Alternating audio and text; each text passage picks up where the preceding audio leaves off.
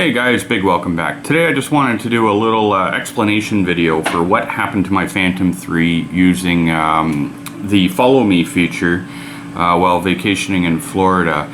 I'm going to show you on the map exactly how far it had drifted off. Basically, I was on a dock. I calibrated on solid land, and then I moved out to the dock and placed the drone on the dock. I got into a canoe and paddled out a few feet, and then took the drone up into the air, and I had it up in the air about 35-40 feet, I don't remember exactly anyhow, and pressed follow me, and it didn't work, or sorry, it did, but it backed up, and I'll show you because I know exactly where I was, so I'll show you on the map in a second. But first I'll show you what it is, what's wrong with the actual camera. You'll see that it doesn't level out. It does for forward and backwards.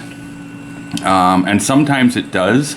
And I had done a repair video, and it seemed to have helped at the time. I had glued on from behind, if you take it apart, this part back here.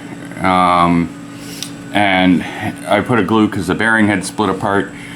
And it kind of helped, but sometimes it doesn't work. What I've realized is there's actually a little bit of a tear in the ribbon, and so I don't know if it's just gotten worse or whatever, because now it's not actually leveling out. You can hear the motor kind of making a noise when it's tilted, so it's like it wants to.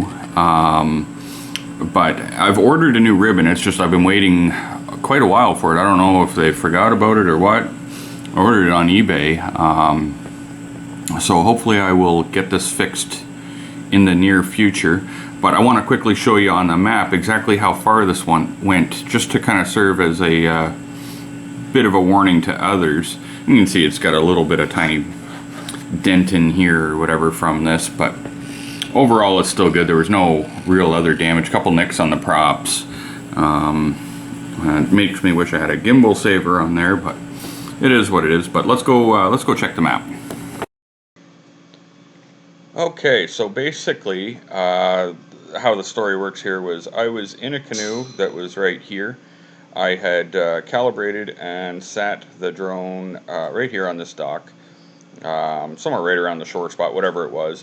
And I got in the canoe and I started paddling out to somewhere around here. Could have been right here. It was, I don't remember exactly. I didn't have the video recording, so I couldn't go back and look at it.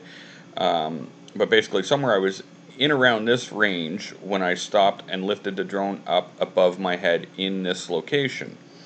And once it was at about 30 feet or so, I then started paddling forward out this way. And as soon as I got several feet forward, the drone just shot back from here. It had stayed there while I'd started moving forward, and then after a few seconds, it all of a sudden just started going backwards on its own, back and hit this tree here.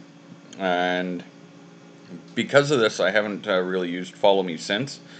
And I did try talking to DJI about this because, you know, they've got a warranty in that, and basically they said to me that I had poor cell signal, which is what caused an error in the GPS, and it uses your cell phone for GPS.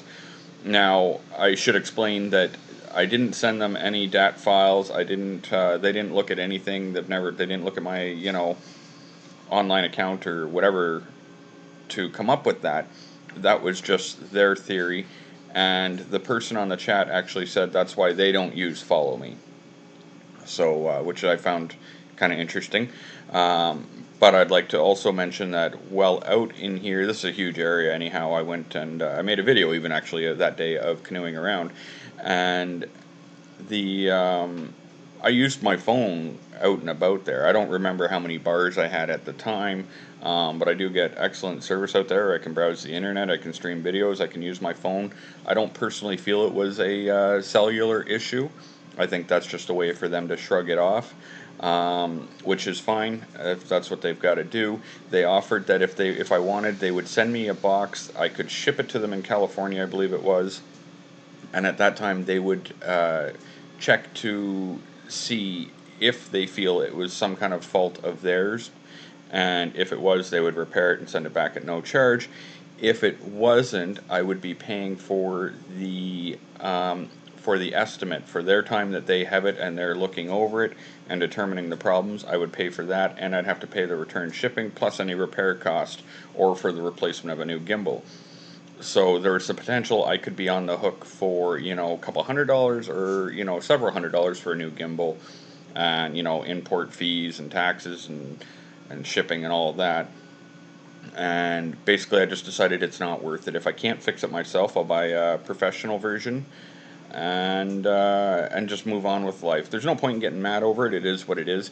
But I did just want to explain that because, you know, I'm not bringing the best content lately because of this issue, and hopefully I can just get it resolved. And if I have to buy the professional, I guess that's what's going to happen, and I can get back to bringing you guys some good videos.